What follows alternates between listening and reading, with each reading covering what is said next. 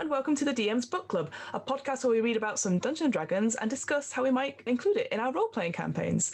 Today, I have a very, very, very special guest, someone who we've only recently become friends, but I believe we've become firm friends. So today we have John. Hello, John. How are you, my friend? Hey, Fiona. How are we doing? Doing well, doing well. John, I always have to ask this really awkward icebreaker question, but how long have you been playing role-playing games for, and what got you into it? I've been playing since 1979, so 41-ish. Jesus, 42 years. Yeah, my uncle had the original 3 D&D books. The original several D&D books, and I used to go there and roll up monsters because they had polyhedral dice. Only one set of them. One set of polyhedral dice, which he kept in a box. Years later, I find myself thinking, well, he only had one set of dice. And then the thought occurs to me, hang on a second, yeah, it was 1979. One set of dice was probably all you could find.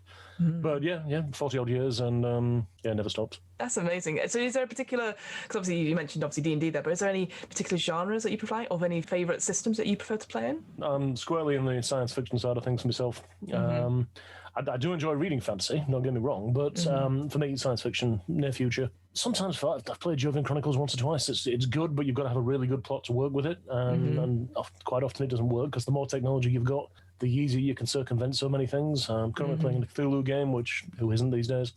There's a D&D game, there's a few other bits and pieces, but yeah, I play all sorts. It's so funny when you say that everyone's in a Cthulhu game. I agree. I think suddenly we're in a pandemic and people are like, we need more terror. We need more things that we can't explain. Let's go for... less scary than what's going on in the world. Yeah, that is exactly true. We're going to talk today about something that I've picked, which is scary in some respects. I say that in quotation marks, but we're actually going to look at something that's just recently been announced, thanks to Wizards, the Unearthed Arcana 2021 Gothic Lineages. And I thought, ooh, that's really good, because I myself am hoping to start a Curse of Strahd campaign. So I'm already delve into all the vampiric lore, all the sort of any sort of horror, just to get myself sort of going. And this has just come out at the perfect time for me. So I thought, why not inflict this on my good friend John to talk about different lineages. Oh, definitely. It's a thing about when you're looking at new things, and they're not the run-of-the-mill things. They're not the elves, the dwarves, everything else. They're not anything like that. It's things where you haven't played this before, you haven't tried this before. You may have tried this in a different system somewhere or something else, but this is something new, and this is something interesting, because it's what you'd look at from the point of view of it's a monster, but it's not a monster. And I've always loved Frankenstein. I've always loved the whole thing. I've always... Brilliant. That whole idea of what makes a person, what makes a creature a monster. I mean, we'll talk about that later, but at the same time, it's fantastic. The idea that you've got something that was born in darkness and yet still has the potential to be, for want of better phrasing, I know the alignment works these ways, but a good person. It's something that comes straight through, because obviously they're using the word lineages over race. They have a big design note saying about what they're planning to do, and racial traits henceforth will only reflect physical or magical realities and not necessarily anything else, like cultural characteristics and stuff. So instantly it is taking, again, what Tasha's has done and sort of implementing it forward. And I know Pathfinder has ancestry instead of race, and that's what they're using this terminology for. And I just think it's great, because I feel like there's something about saying the word race, and you instantly, there's all that sort of, it's a very evocative word, and I think people don't know how to deal with it. So changing it to something like lineages or ancestry, I think it just opens it up so much more, and people, I think, get it, which sounds a bit odd, I guess, but yeah. I think people understand it better, because it's most people can't see beyond the concept of their own race and their own ideas and their own everything else. So when you say I'm playing a dwarf, do you have any experience of that? No. Are you playing an ogre? Yes. I have no idea what one of those is. Trolls, Shadowrun, things like that. You just don't know. There's no immediate frame of reference. Your life experience may be similar, but you've never been that race. And so to have it where it says this is actually the sum total of what that character did as a person, rather than what they are defines them, it's who they are defines them. And not to go Batman on that one, but at the same time, that's what it is, isn't it? It's the whole, it isn't what I was born to be, it's what I became. I like that, just shifting that focus onto who that person is rather than being defined by a whole stereotype and stuff. And I think with this, again, like you said, going to sort of the more gothic thing. So like you said, we've got Dhampir, which is like a vampire version of a playable race or lineage. Hexblood, which is stuff to do with hags and witchcraft. And then Reborn, which you've sort of alluded to, which is almost like a Frankenstein monster-esque or an undead zombie coming back. And it just covers those sort of three big sort of like, I imagine like Hammer horror films. So you obviously Dracula, Frankenstein, The Mummy, that sort of thing. And I just getting these sort of archetypes from those sort of very classic horrors into the game, it's playable, but like you said, it's an experience that hopefully none of us have ever experienced. Oh, indeed not. But that's the thing, though, isn't it? It's where whenever you play, whatever you play, however you play, it's being able to put yourself in that position and say, actually, if I was. And even back in 79 and everything else, none of these rules existed, none of these concepts existed. And at the same time, though, you were still playing exactly the same as you do now. Mm-hmm. You were still playing as your character and whatever that may have been. And this is just one more thing where you can stretch that imagination just a little bit. For me, the Dhampir, yeah, fair enough, no worries. I can see a lot of people being attracted to that. Mm-hmm. White Wolf, obvious parallels, no problem at all. But for me, it's one of the least of the interesting ones. And I'm far more interested in the Reborn, and we'll cover that one in a moment. But for me, the Dhampir is... I'd like the fact that it had different things that it could feed from. Yes. It wasn't specifically go straight to the blood. And I think that was a very important distinction. You can look at it and go, actually, well, I don't want my character to be doing that. There's an option. So the Dhampir, it is sort of based on vampiric sort of tendency. So they would drain something of something, and they have like this the hungers table. I know D&D are really into their origins and their memories and the hungers tables. But yeah, you can get stuff from like the actual sort of physical, so like you said, blood, flesh, or raw meat, but then all the way down to sort of dreams and life energy. And I'm getting proper visions of like Colin the energy vampire, if you want to play that sort of thing, or even draining the color of one's appearance. So again, very from outer space. Yeah, exactly. So again, it's nice to have the range of being able to, that you need something to sate a desire of some sort, but it's not the typical sort of graphic violence and stuff, so that other people who are like, I don't want that, but I want to play this kind of character. Is just to sort of go back to it a little bit. All of these lineages are of two types of creature, which I thought was quite interesting. So it talks about, obviously there's a list of types, so you've got aberration, beast, celestials, etc.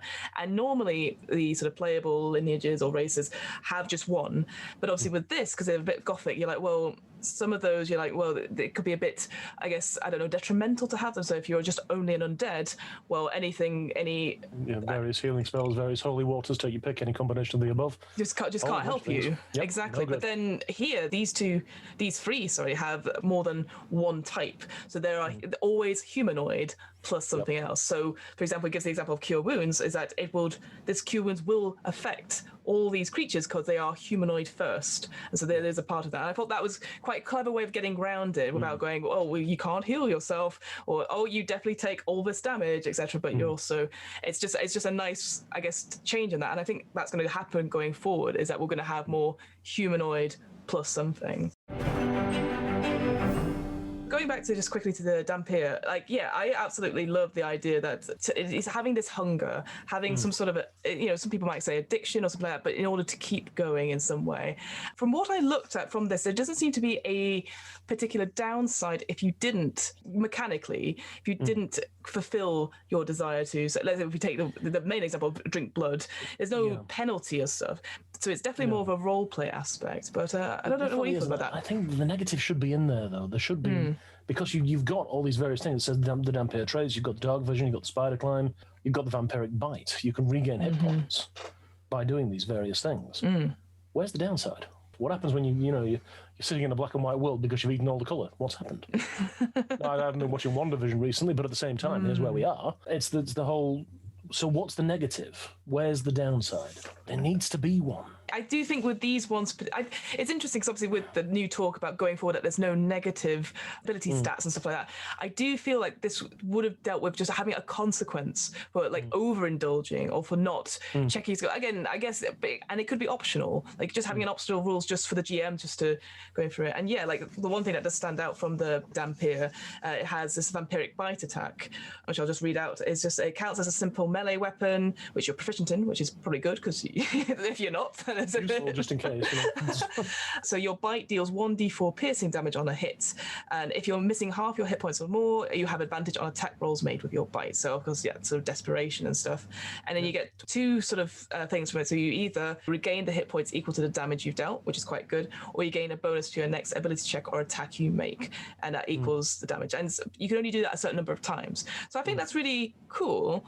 But again, for me, that I would see this almost like Bardic Inspiration. I would hope it would level up as you do, because it seems like if it's just a D4, by the time you become a level 10 or plus, how often are you going to use your bite? Because you get more of them, but you just don't, But you have to sit there nibbling at them, which is not quite it's not quite the concept, is it? You're now Leslie Nielsen rather than Dracula, aren't you? Exactly. Which is wonderful, but you're sitting there going... And it's like, well, wonderful, great. What am I going to do? I'm going to nibble this thing to death. Fantastic, great. I feel all wonderful and vampiric, yeah. The whole overindulgence thing, they did it very, very well in Blades in the Dark, where when your characters are recovering across the period, if you recover more than you actually had lost, so if you only had 2 points missing and you recovered 3, the third did damage because you'd overindulged. And with this one, I can see where the advantage comes in because you're hungry. For me, I'd put it as disadvantage because you're hungry. You're not thinking. You're starving. You're starving. You're desperate. There's a disadvantage right there. And then what happens if you chomp on it and then you can't stop? Exactly. That whole, no problem. Okay, I've got it. Fantastic. I'm biting. Here we go. You know, the TV series Lost Girl, if you lose yourself in that, you can't stop what you're doing. You accidentally kill things. You didn't mean to, but you do. And there's nothing in here that covers that, and I think there really should be. Even if it's something that you don't make mandatory, just something so that people can say, no, there is a negative to this. You know, why would you play a human when you can play one of these? Well, there's no reason, is there? No drawbacks in this whatsoever. It does feel that sort of niche because, like, people, again, if you're coming from a Gothic lineage, and things like I was turned against my will and now I fight the other people. But like you just said, and again, talking about the vampiric bite as well, I don't see myself ever becoming a powerful vampiric lord. I see myself as Spawn, and I think it feels like a curse, but with no mechanical disadvantages to it. Yeah. Most people are going to go for this because everyone loves vampires right now. Grievously, yes. Previously, it just feels like there should be a bit more to it, I think. And but I do love like the origins table, like he talks about, like, you've got the vampire bit to it. There's one that's just a parasite that inhabits your body, and again, that could be cool because it doesn't have to be vampiric at all. And no, it just has to be something that hungers. Exactly. So I think, again, the Dhampir is like the basic, like, well, here's what you want to be if you want to be like a Dracula type character, but actually it can go for anything. And again, I feel like the Parasite Origins one, or even like the Radical Experiment one on number 8. I was curious about the Radical Experiment one. There was a brief thing of, hang on a second. For that, I saw that as more of like almost like a Wolverine transformation type one. So like you were pumped with all these things and you've become something new. Again, one of those things where I would probably let my players have a go at this, but I don't know if I'd let them do it straight from the beginning. I would want to know why they want to be this character, and is there a strong, not even backstory, because I know we've talked on the podcast before about backstory. It's not necessarily that important to the GM. It is important to have, but you don't want 2 pages worth when 5 bullet points will do. At the same time, though, you've got to wonder why someone would want to be, and that's the thing. For me, I wonder if it would be better if it was played against type. And if this is something where you could move it on from, the players are attacked, something occurs, then you actually have something where someone doesn't want it. Yes. But then it becomes the question of, has someone sought this out? There are bits in the origins table where it goes, yep, no problem. I wanted to be transformed into this. But what strikes me for this one is that when you're looking at each one of them, none of it says willing. Everything says something went wrong somewhere. Every single one of those. There's 8 different ones there, and every one of them says there's either something that's wrong or something bad has been somewhere else. For example, the first one, you are the reincarnation of an ancestor who was a vampiric tyrant. Not just a vampire, a tyrant. Tyrant, yeah. And it's the key between those. You've got a negative connotation in there at all times. There is something in there that says Something about this is bad. You don't have to be bad. No. But something that happened to make you this way was bad. And I think that's an interesting narrative to take because it doesn't take into account the whole, have a look at these things, Blade. Yeah, I was thinking of Blade just then because I realised, again, because there's no negative game mechanics, there's no sunlight sensitivity, which, again, me coming from a vampiristic background, you'd expect that in there, but obviously they've gone, oh no, because they want people to play this, you don't want to be disadvantaged because you want to be able to travel in the day and stuff. But yeah, so I do see this more of a Daywalker-esque type thing. Exactly so, but there's the thing though, isn't it? Where's the drawback? Because Blade was infinitely superior to anything until the end of the film, at which point he had a slight problem. And I mean a slight problem, because let's be fair, 5 minutes of kicking ass and you're done. But, it's just like, what happened? Well, he became the vampire god. What did Blade do? He kicked a syringe into its head. Really? Is that how he beat it? Yeah, it looks like it. What happened then? Well, it went boom. Oh, right, okay. Spoilers, everybody, sorry. Let's move on to Hexblood then. So Hexblood, I know there's a big part of, obviously, we think of witches or hags, you think of Baba Yaga, all that sort of thing. And so now they've gone for more sort of a Fey-like thing where these individuals are infused with eldritch magic or Fey energy or some sort of witchcraft. And it's about bargains primarily. Like, you want power, you bargain with these people. But of course, as we all know, bargains always are in the favor of people. We've done this with devils. It's interesting. The one thing I really love about Hexbloods is it's more for flavor than anything else, but they have this irremovable living crown, which they call the Elder Cross or the Witch's Turn. So you can see this sort of living garland that grows out of them. I think it says at some point, and I'm like, whoa, that's, first of all, yuck. But also, it's that idea that you always know that that person has done this bargain. There's always a big mark on them.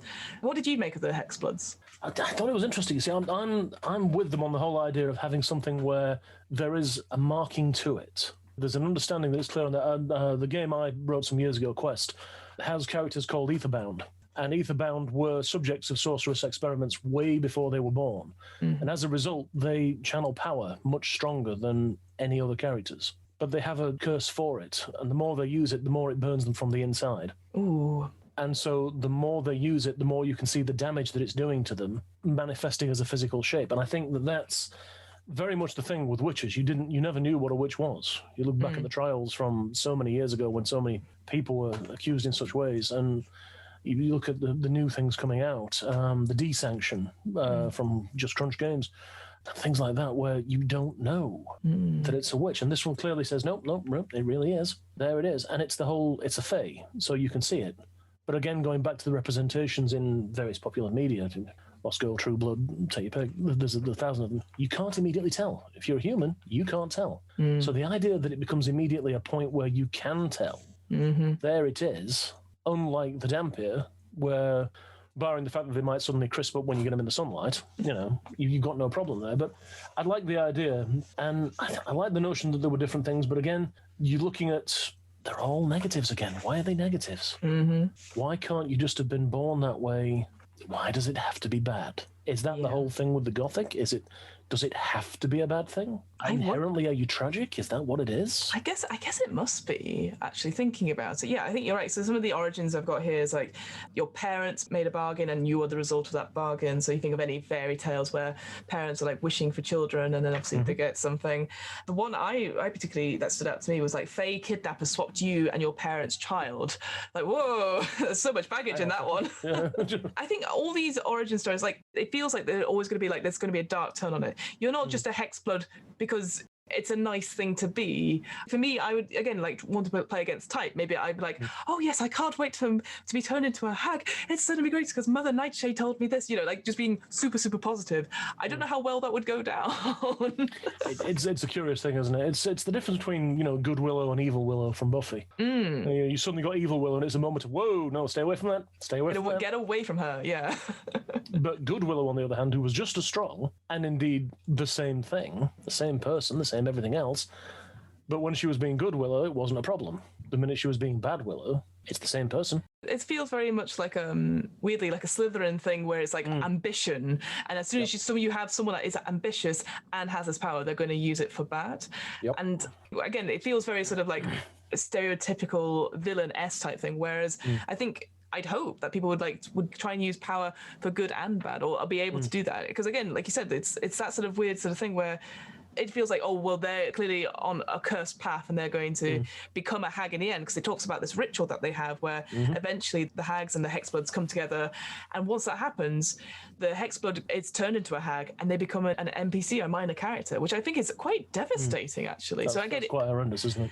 It just feels like, again, reading it through, it says, like, you know, the hag and the hexblood have to be in the same place and consent to the lengthy ritual. Circumstances most hexbloods shun, but have come to accept over the many courses. So it's like a coming an age ritual, I guess, the inevitability of it happening. It's a cool bit of lore to have. I don't know if I wouldn't have it in my campaign. I wouldn't.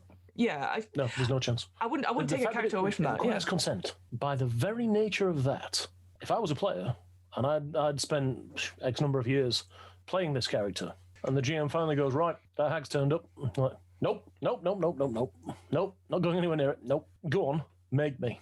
And that becomes an entirely new thing for that character to go through, is the whole what happens when you say no. And that is at the heart of many games. It's what happens if you say no. Well, this one says, well, you know, it undergoes this irreversible ritual. You haven't got there's no way back here.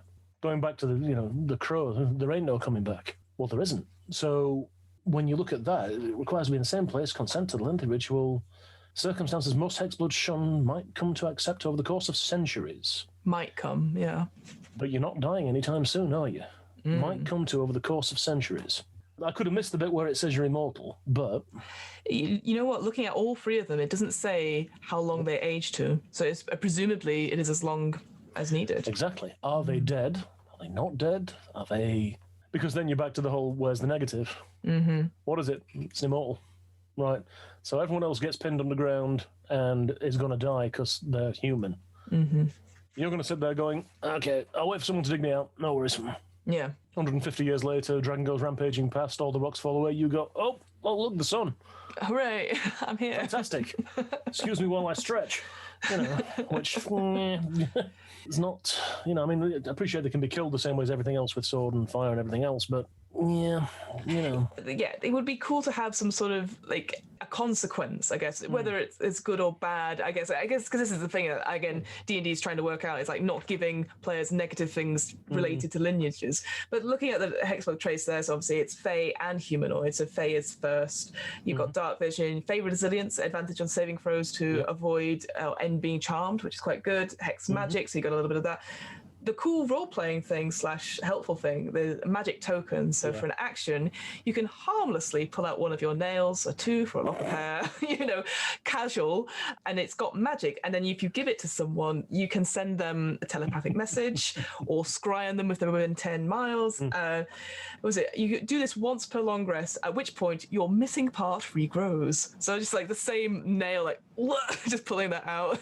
You see, speaking as a person who's just had his toenail, ingrowing toenail, removed, does that break me of painless? No. No, not the word I'd use. Not the word I'd use. It's still in a bandage right now. It's been 2 weeks. Yeah, still hurts. Yeah, I just like the idea of just pulling out a tooth and then giving it to someone. I'm like, oh.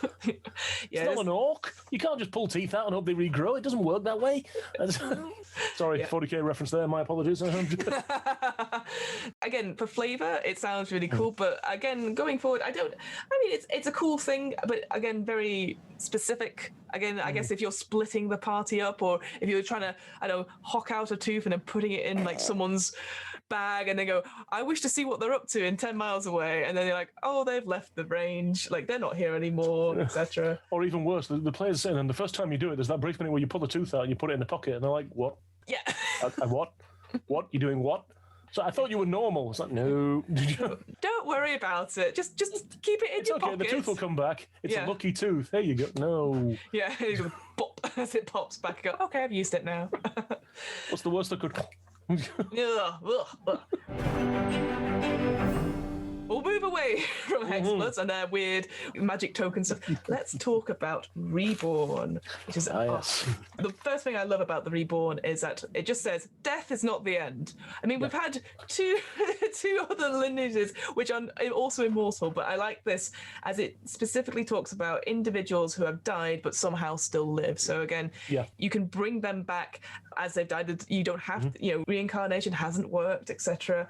Yeah, there's such a description of like how they've exhibited like that these people are reborn. So like you've got bloodless veins standing out, that they've been touched by death. Others are being stitched together from other beings. The cool flavorsome thing that I do love about this is that the faded memories, there is this, I love this line, this interruption in their lives. The manner that they don't remember things. And it's like their lives have been interrupted and now they don't remember. And I don't think I've seen this table before, or a table like it, where it is a lost memories, where so you can sit for a time and try and remember something or do a skill, and then you get to roll on this table, and then it asks the player themselves what they do. So like, for example, a memory causes you to shed a tear. Is it a bitter or cheerful memory? Does recalling it make you feel the same way? So that's actually asking the player to come up with something, improvise a little bit on the spot, and add that flavor. I absolutely love this. I really like that. I like the idea that you didn't just wake up and go, "Oh, hi, it's me." You don't do that. Going to the stories of Frankenstein and everything else, which remains one of the perfectly shiny ones, but at the same time, the idea that you don't recall everything, you recall something, because you've got to recall something, otherwise, well, what are you? Spring whole ground from there, you've got no idea what you are, you've got no idea what you do.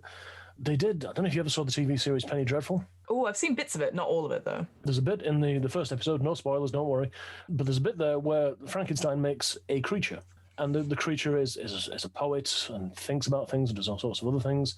And then at the end of it, he's about to give his creature a name. Something punches right through the creature's heart and steps in front, and it's actually the original creature that he made that's a creature of darkness. Ooh. So that brief minute of, you're thinking, the monster's not a monster, it's a poet. It's wonderful, it's marvelous. Wait a minute, there it is. There it is. Got it, seen him, no problem. Got it, there we go. Phew. But then all the way through it, he doesn't recognise who he is. He's got a name, he's got a family. Ooh. And by season 3, he's got a name, he's got a family. And it's absolutely, it's tragic beyond recognition. But it's brilliant as a result, because you've got that real sense of, did I request thee, maker, from my clay to mould me man? Did I solicit thee from darkness to promote me? No, you bloody didn't. You bloody did not. Simple as that. This was not your choice. You died. You shouldn't be here. And then people start to worry about that, because you shouldn't be coming back. If they find out about this one, just the primitive fears of the dead coming back, zombies, ghouls, wights. We're in D&D here. It's not undead. It's once dead. And there's the thing. That presents a far more intriguing thing. In the game we're going to be playing in a short while, Pantheon, my character, it's practically this. I'm so hoping this gets adopted. Because if it does, I'm having this. This is me. This is me all over. and it's the whole wonderful thing. I mean, you look at the origins on there of what happened. You were magically resurrected, something went wrong. Really? What went wrong? More importantly, who did it? Because it wasn't the other players. Who did it? After clawing free from your grave. Oh, that's a cheerful thing. Marvellous.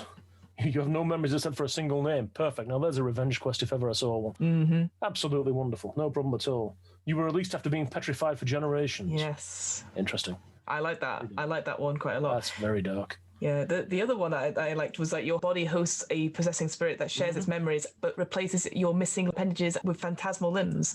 That's scary, because again, obviously we hear about people who've lost limbs and stuff, and they have the phantom limb thing, and I just thought, what a cool thing to be. The other one I quite liked as well, you wake in an abandoned laboratory alongside complex designs for clockwork organs. That's not disturbing. That's not at all Hellboy, is it? No. In this particular one, the types you can have, so obviously humanoid first, but then you can decide whether you want to be the construct version or the undead one, which I like. That's quite good, so that you can choose who, whether you want to go down it's just all these limbs, or just a humanoid come back, or an actual robotic construct as well. I quite like that choice. Or something else different. And I love the ideas. I love the fact that you've got an ability check that when you use a skill, you roll the d6, add the number roll to the check. It's like, yeah, no problem at all. Fantastic. You might remember all these things. You might remember things that you were, that you could have been, that you were, you might have been. Wonderful. For me, that becomes far more interesting than, okay, you occasionally drink blood. The negative sides of things on this one, the abilities of it, it's got a bunch, but none of them are overpowering. Yeah, you don't have trouble with poison. Advantage from death saving throws, curiously enough. You don't need to eat, drink, or breathe. You don't need to sleep. Magic can't put you to sleep. There's one of the only tangible in-game benefits. No one's going to throw sleep at you. And if they do, you're going to go, what? Yeah, sleep when I'm dead? Wrong, son. Ain't doing no sleeping when I'm dead. Perfect. Yeah, I wrote a novel a couple of years ago, and it's exactly that. It says, do you know that thing sleep when you're dead? It's wrong. It's completely wrong. I haven't slept a wink. I just sit here with my eyes closed going, dear God. I'm bored now. When is everyone else waking up? Is everybody else up? I'm going to go wake them up. I'm going to It's wake 6 minutes. Up. Yeah. Come on. Yeah, I think you're completely right. I think whilst the Dhampir obviously is like, again, through media and stuff, it is like portrayed like, you think of an interview with a vampire, you think of all these very attractive, charismatic stuff. But here, you have so much customization. You can really nail it down and make it so personal. And I think being able to, like I said, with the faded memories thing, just having that moment, like what we would probably refer to now as like the DM's whisper. It's like, what do you think is? But having the player say that either aloud or just to the DM for everyone else to hear, I think that is just so incredible. Just a small bit for monologuing. Again, as a DM, I would probably allow it, and I'd be like, okay, wrap it up. We don't need all of it. But that's the thing, that all these faded memories, they don't necessarily impact on the future, so they can make up as much as they want and remember it, and then the next second it is gone and they don't remember it anymore, or it doesn't affect going forward, but it's something that they keep. And I've never seen a lineage do that before. And I like that. And then the notion that it could be an unreliable witness. It could be a thing where they remember something and then later on they go, well, I didn't mean it that way. But the DM's sitting there going, yeah, I'll bet you did. I'll bet you did. In fact, tell you what, you absolutely did, and guess where that's going? Notes for next week's session, no problem at all. Here we go. And I just find it more interesting as a character concept, the whole idea that you have been, and now you're back. And it's the biggest shift. When someone says, what comes after? You don't know. Yeah. And if you believe in God, great, no problem at all. Gods, take your pick, no problem at all. Can you reasonably say you've gone to meet your God? No. Why is that exactly? Is it because they don't exist? Where's all the cleric's powers coming from? What if it's not their god? Oh dear. Hang on a second. Can of worms. Yeah, but that's it, isn't it? It's that sort of thing where out of the three of them, Reborn you can put into any kind of campaign. It doesn't have to be a horror-based one. But yeah, like a couple of sessions where, like you said, the cleric dies or someone dies, they're brought back. And then you have this and you're like, you suddenly start questioning more outside of what I call the sandbox, outside of the storyline, like what else is out there? And then it can be resolved in some way, or you just go, you know what, we'll just go table that for now. But where's the dragon? Like, adventure first, gold later, reasons while sleeping. Oh wait, I don't sleep. All the time in the world to consider what happened. I think I know this answer, John, but out of the three of these, which one are you more likely to put into any campaigns you've run or any that you play? And that's an interesting one, you see, because as a player, Reborn without a question. No problem whatsoever. As a GM, however, I gotta wonder, because if you're going to put an NPC in there, a Reborn has a problem because you can make up anything you want for it, no problem at all, but it then becomes a problem because you're playing it as a semi-amnesiac, and I don't think that's the way forward. Whereas Hexblood, for example. I mean, fair enough. My proclivities are well known. I'm not much for the Dhampir. Played White Wolf. I assume Dhampirs aren't appearing in any any campaigns you're running. It's not going to happen. Werewolf the Apocalypse, all over. Big furry bugger. This is how it works. Simple as that. Yeah. But Hexblood's on the other hand. The idea that you have something that you're moving towards that you may not want to move towards. That's interesting. That makes almost like Elric in the books. And you have the whole, no problem. You are going towards what they've said is your destiny. Do you have a choice? Don't you have a choice? What can we do with that? And I think if I was going to put it in something as an NPC, it would probably be one of the Hexbloods, because I think you've got much more potential with that one, particularly with the fact that it can disguise itself. It seems absolutely normal. Then suddenly someone goes, hang on a second, didn't you have more teeth at the beginning of the day? What's that on your head? What's going on with your head? That's not a hairstyle. No.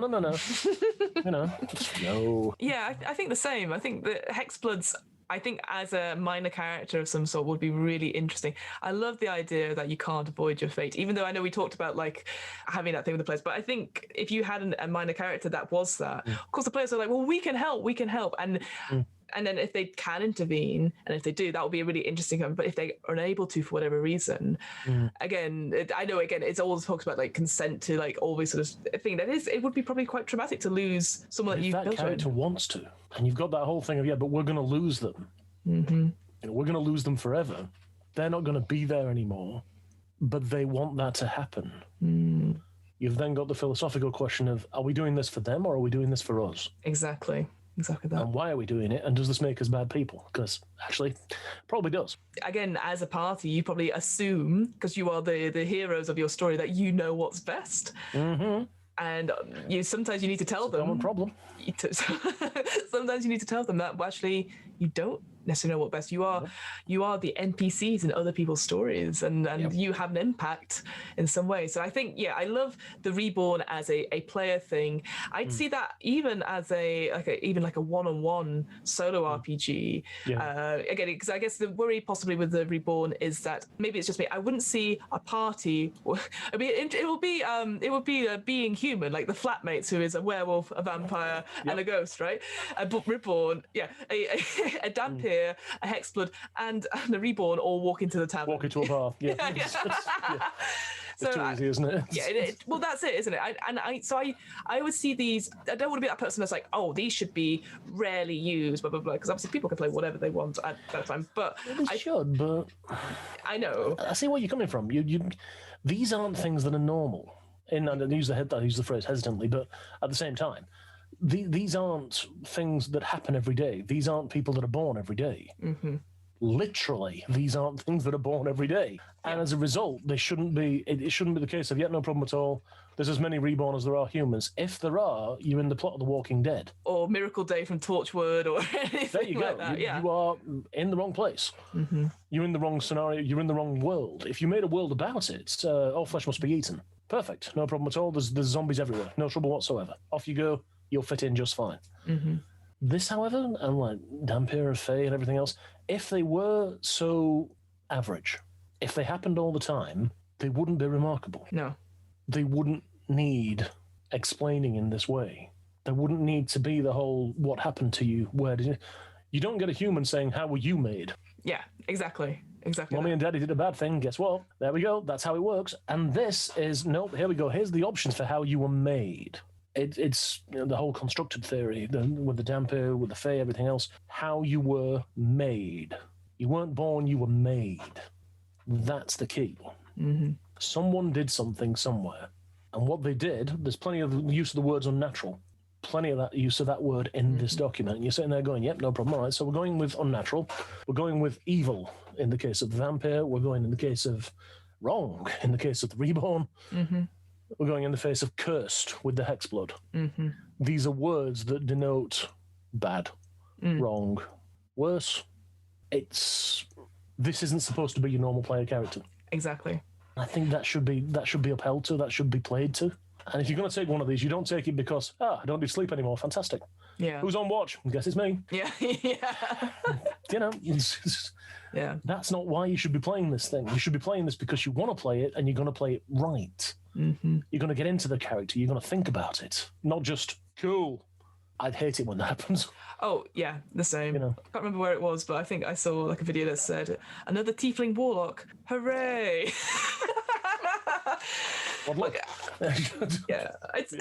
feel the same. Like, I say this as someone who always plays variant human or a gnome, and maybe because I don't feel like I want to play them and have a reason to play them and and justify it. I don't want to be that person who goes, well, I want to play it because it's cool. If you look at all of these characters, there's no pluses, there's no minus, it's all flavor, it's all role play. So I feel that you need to make sure you've got a good, clear idea in your head. It just has to be one idea why you want to play this character. And it can't be, like you said, it can't be because it's cool. Unfortunately, in this day and age, when storytelling is complex and slow burn, and you want to have that emotional connection with people over the internet, just it being cool is not good enough, my friend. Not enough. It's not how it should be, and it's not what it needs to be. It just, yeah. And I think if they started doing this with all the other characters, so you had the similar sort of thing. You know, humans, wouldn't that be wonderful? If you actually had something where you went, yep, no problem. Here's the interesting bits about you. People would argue, yep, no problem. They've got that in all the characters and everything else. Like, no, because this can have that as well. What's interesting about being a human? You're versatile. Wonderful. Are you? I know plenty of humans who aren't. Oh, God, me neither. You know, it's just like, yeah. So where's the thing? What's my motivation? Yeah, I'd love that because again, obviously they don't have that in the player's handbook. This is just a new thing now when you're talking about origins and stuff like that. If/when, fingers crossed, they do like a revised player's handbook, that will come in. Oh, I hope so. 6th edition. And it's nice that, again, it doesn't, with these lineages, they don't, again, I know they don't really do that, but it doesn't limit it. Oh, you have to be a fighter to be a Dhampir. You could easily be a Dhampir cleric, like you said, or a bard. My God, that would be, my God, you get killed because you sing too much and you come back and you're like, haha, try that. You sung badly. They kill you. Wait a minute, that's the crow. Hang on a second. Oh, no. No, can't use that one. Copyright. So, John, is there anything that you would do to improve on these three? I know we sort of talked about it, but any one thing that you would go, actually, I would use them all, but it needs to have this thing to them? I would have, and I appreciate they're trying to avoid the negative things. Yes, I but know. I would have the complication. Doesn't need to be negative. No. But it needs to be a requirement of the character. It needs to be something that defines them as well, because at the moment they're just cool abilities with a good backstory. And as we've said, cool is not enough. There needs to be something that defines them, that says, this is your complication, this is the reason why you're different. You're not just a person with cool abilities, you're not just an immortal. You know, it's like a vampire who lives forever and reads books all day. Great stuff, no problem at all. No danger. But where's the complication? These don't have one. They need one. There needs to be something. I mean, fair enough, no problem. If you see someone who's been stitched together, they are going to get all the negatives that goes with someone going, what the hell happened there? But then you look at it and, 20, 30 years later, if they heal normally, they're just going to be small lines. Yeah, I've got a scar across the top of my head here. No one ever sees it because, something, daylight. Can't see it. Why I keep my eyebrows this long? There it is. But there's the thing. There's a scar on my chin. You can't see it. No beard. There we go. Yeah, you can easily hide all these things. There you go. Yeah. And so there's got to be something where you've got that complication. That, like the Hexblood. Are you drawn towards doing other things if you don't go towards what you're supposed to be going towards? The Reborn. Do the memories start intruding on what you're doing? Do you find memories coming back at the wrong time as well as the time when you want them to? Ooh, I like that. Yeah, the vampire, the whole, your thirst and everything else. What happens when you can't get it? I mean, we clearly defined human doesn't get food or drink, dies. Okay, well, what does this get if it doesn't do that then? Does it suffer the same starvation rules? If it does it get starving? If it, it can just, drain the colour off something if it wants something. Does it go feral? Does it not go feral? Does it become dormant? Does it, I don't want to use the word torpor, but it's the right one. It's the whole, what do you do? Where's the complication? Look at all three of them. The Dhampir is the only one that has an attack per se that is like unique to them. I guess for the hags, maybe I don't, again, not to stereotype, but if it's a female, maybe they have longer nails, so they have a nail attack or something. And the Reborn as well, like again, if they are made of certain parts and stuff or placed together, maybe they have certain strengths and certain weaknesses from that. Are they stronger? Yeah, exactly. Are they stronger? Yeah. I think, just that, again, I guess because we've got obviously Dhampir, obviously is like, bitey, great. And then you've got the Hexblood, which is a little bit magical, but again, it doesn't necessarily limit you to that. Nope. And then the Reborn, you have advantage on death saving throws and all that sort of thing, like reduces that. But other than that, the only offensive one, I would say, on paper, looks like to be the Dhampir. And I would like to see something from each of them. They're humanoid, but they have gone, I guess, as we've sort of talked about, they've transcended it. They've gone somewhere and they've come back completely changed. So I'd like to see that. Yeah. Yes. Absolutely. And I think that's the thing, isn't it? With the Reborn, it's always talked about the great strength. And it's more because they don't have a comprehension of how much strength they've got. Ooh, yeah. Because you were born with X amount of strength. But if you have a person who was, 7 stone in life, and they're reanimated in the body of a champion powerlifter, and they just slap something lightly, and then it goes flying across the room, there's that moment of, wait a minute. And then what happens if they can't control it? And so everything they do is absolutely full strength. They can't pick things up properly because it's crunch. There it is. It's gone. You can't do anything else. You lose that control. It's going back to the flesh golem in the original D&D with the whole you lose control. It becomes berserk. Maybe it realizes what it is. Maybe it can't hold back. Maybe. But that, with great strength comes great problems. Or responsibility.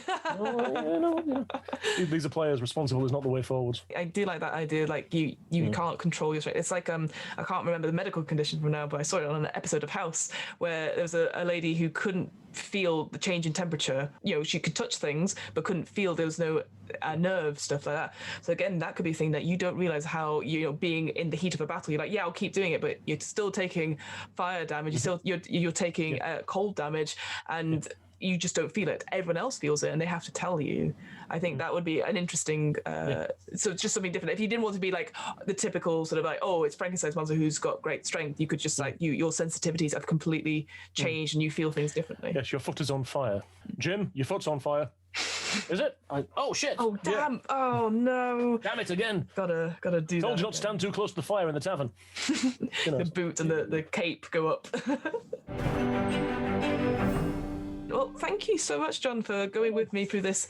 Much appreciated. I think there's so much in here, and I think it's a good step forward. Like, I know what they're trying to do and stuff like that. I agree with you. Like, it would be nice to see complications. I think that's a great word, actually. Like you said, it doesn't have to be negative, but it'd be nice to have, like, there is a reason for this. And something to offset, Exactly. So, John, where can we find you? What are you up to? What projects have you got on, man? Well, all the conventions in the world, which, so UK Games Expo, you'll find me there. Dragon Meet, you'll find me there. Aircon, you'll find me there. There's too many. I'm not even going to mention it. I've got a book coming out later on this month. This month? Next month, it's February. There we go. There you go. Look at lunapress.com. Novel's called Just Add Water. First of a few. I can't speak about anything else, but there's more things in the pipeline. Yes. But yes, no, find me at conventions. Tell me I'm wrong. Bring a strong opinion. About Dhampirs, go to John and say, I think Dhampirs are great, and then... Argue with me. Oh no, you can't see it, listeners, but John has made a face where I'm like, I wouldn't argue with this man. It's the eyebrows. It's all in the eyebrows. All in the eyebrows. Well, my name is Fiona, and you can find me at the What Am I Rolling podcast, which is a twice-monthly RPG one-shot podcast. As always, as I say on this podcast, it's going very, very well. I actually helped out. For Dragon Meet, I did a 1,000-year-old vampire. So I did my own Dhampir. Very well indeed. Thank you. And I finished that off. Turns out it goes down quite quickly after the live stream. So who knew? But yeah, you can find that on all the regular places as well. And I do improv. Hooray. So come watch me pretend to be other people and also get attention. It's great. And of course, I always forget this, but also me and John are part of a new upcoming project of Pantheon, which will be very exciting. We sort of alluded to there. So yes, myself and John and 3 other sort of players are going to be rotating DMs. And John is the first one to start us off. The fools. Oh, I'm excited, but also terrified. You see, we should show them at some point in time. We should actually put up those clips from the preambles. We should, yes. I just want people to see Mira's face at the point at which she realised what I was doing as a GM. Yes. There was a moment of, oh dear, God, he's like that. I was like, yep. Okay, yes, I thought you knew. Yeah, we did lots of session zeros and sort of one-shots and stuff. And yeah, John's one was very, very sci-fi, really, really cool. And then we were all like, oh no, right? It's about 20 minutes before the end. But absolutely incredible. So I cannot wait to start doing that and playing on a regular basis. So definitely. It's all good stuff. Well, thank you so much, everyone, for listening. And we will speak, talk. And I can never end this, John. Welcome to my life. We will see you all sometime soon, whether in life or in person. Exactly. Thank you very much. Bye.